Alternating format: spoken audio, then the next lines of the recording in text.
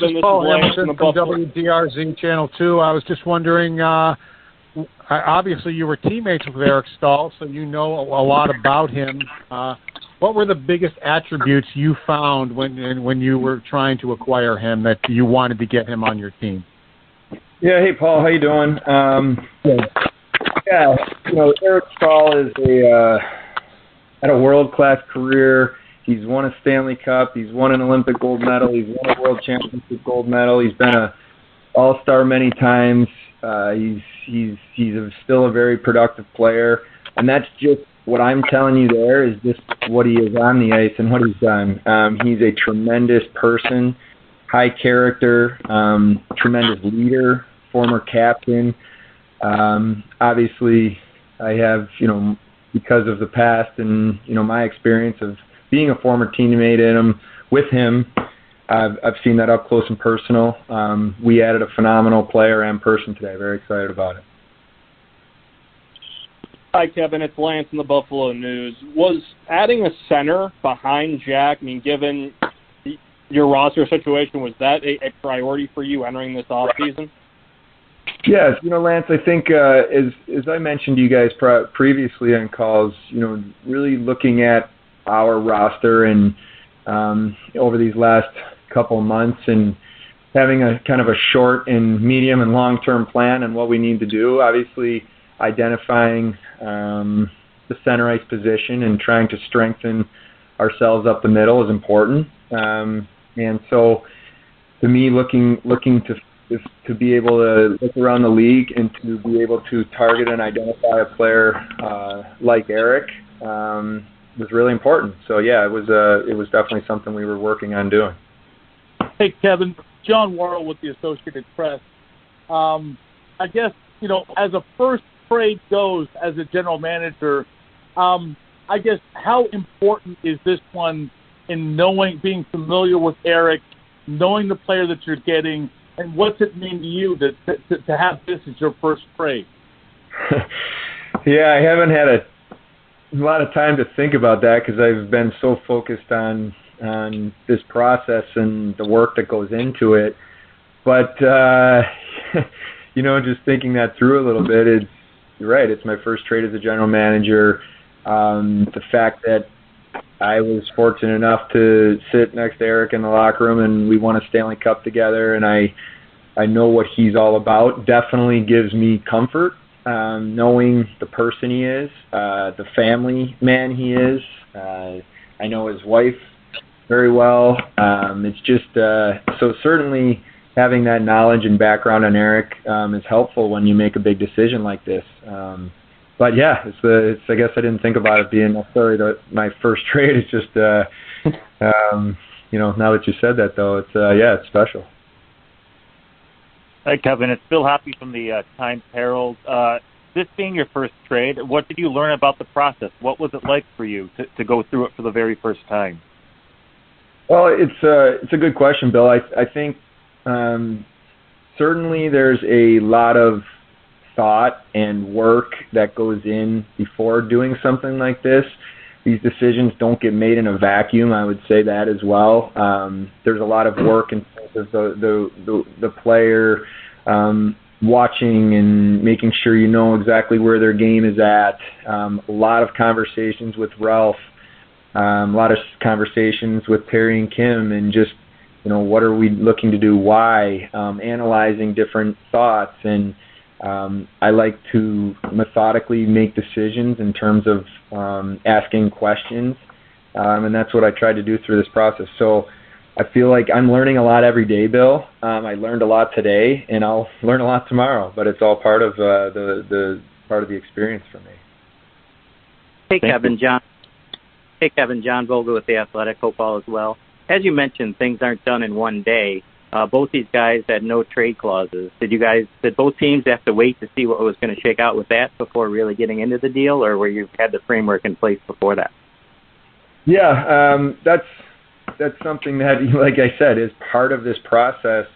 You're going through every different scenario, and I think it's interesting, John. As a player, sometimes you show up, you make sure you're ready to go, you play.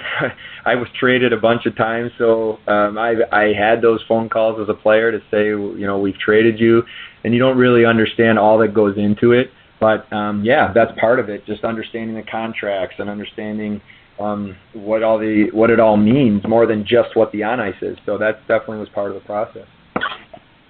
Kevin, it's Brian Duff here from Sabres.com. Kevin, just wondering, have you spoken to Eric, and what was his reaction to it? I have. Duffer, how you doing, by the way? Good, thank you. I have spoke to Eric. We didn't have a long chat because there were a lot of things going on for both of us, but we caught up. It was a great conversation. What I said to Eric too, just so everybody knows, is that I understand when this happens. There's a lot of emotion. There's a lot of things going on in your mind in terms of, okay, what does it mean, and how does it affect in terms of my family, and there's just so many moving parts when you get this kind of news, and there's always surprises. So Eric and I had a good chat. We're obviously going to have a much more in-depth conversation soon. Obviously Ralph will as well, but it was great to talk to him, and he's a phenomenal human being, and that's very important to what we're doing here. Kevin, it's Lance again. This type of a move, adding a guy with this type of resume, I mean, is it also nice to maybe inject some positive morale in your team in the middle of a very long, what's been a difficult offseason for this group? I know how much of it was probably a tough pill to swallow to have their season end the way that they did, and it's the type of player who's kind of a culture piece in the dressing room, I would assume. Yeah, I mean, if everybody knows the career that Eric's had. There's players, and I'll say this: there's very few players in the league that would just from what they've done on and off the ice, command the respect and have the presence that an Eric Staal does, and he fits in that small group of people. So I think it's a great thing for our locker room. It's great for our organization, and he's a winner. He's been there. He's been in a Game 7 of the Stanley Cup Final. He's raised the trophy. I mean, these are really, really important experiences that he's lived, and he's going to bring into our locker room that are very, very important to our team and the culture that we have. Hey, Kevin, Greg Borst from Spectrum News here in Buffalo. Does this maybe relieve some of the pressure off of having to force Dillon Cousins a little earlier than maybe he was ready for? That's a fair question. I think Dillon's we would all say we're extremely excited about Dillon, but I probably mentioned this a few months ago. Every player's kind of maturation process is different. So Dillon is someone that we look forward to coming in and challenging for a roster spot, but at the same point, we do not want to put Dillon Cousins in a position that he's not ready for. So, I think the underrated part of an Eric Staal in your dressing room, and if Dillon Cousins is on our roster, is just the ability to be with him every day and to learn from him, and not just on the ice but off the ice as well. Hey Kevin, this is Jordan with Sabres. You mentioned he's still very productive, and the strength numbers seem to pop out at first glance. What do you see on the ice? Jordan, it's a little hard to hear. I think you said, what do I see on the ice with Eric? Yeah, that's right. Yeah.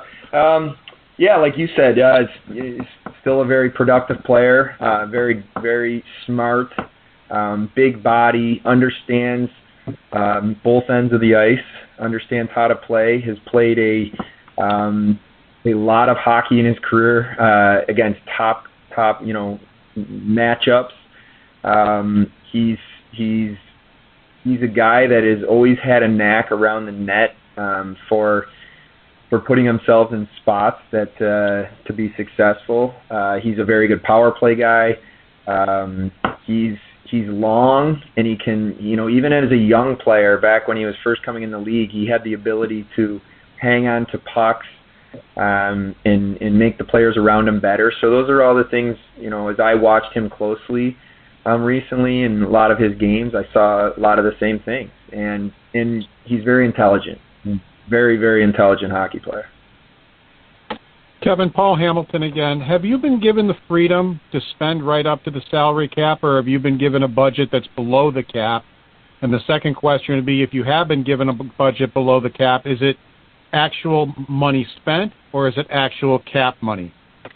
Yeah, Paul, it's, for me, what I've been, with the discussions that I've had with Terry and Kim and over these last few months has been, hey, we want to do everything we can to win a Stanley Cup here in Buffalo. And they've proven over the years that they're willing to do in terms of not just, your salary spends, but in terms of the resources and sports performance and locker room and all that. So that hasn't changed, Paul. I want to make sure that we put this organization in a position that gives us the ability to put a good team on the ice and also flexibility. So we're gonna work on that over the coming weeks. Hey, so Kevin, you do have the freedom, if you see fit, to be able to spend to the cap? Well, for me, Paul, it's not like I'm not dodging the question, but I don't look at the cap as what I'm focused on. I'm looking at the team that we're trying to build, and then making sure that we're putting ourselves in a position to also adjust and be flexible. So, but no, Terry and Kim have been very supportive of, obviously, before me and with me here now, of doing everything we can do to win. Hey, Kevin, Matt Beauvais here with WKBW. Thanks for hopping on this call tonight. Do you kind of see this as maybe like the first domino to fall? Obviously, it's your first trade, and as we get closer to the draft and as we get closer to the end of the season that's going on now, do you sense that the activity is going to start to pick up? Well, I think there's, as you guys know, this is my first time through this, type of situation with the draft coming up. But what's interesting in all my conversations with other general managers around the league is everybody's kind of feeling this, we're all in this interesting place. It's unique, and no one's ever been through this before. It's been extremely busy in terms of conversations. There's a lot to be excited for coming up with the draft, and I do think there's just a lot of, but then there's still the Stanley Cup playoffs going, and not every team is even in their off season yet. So it's an interesting dynamic, but I do think that there's a lot of conversations. There's a lot of teams now shifting their attention to, obviously, the draft, but also the roster for next season and preparing for that.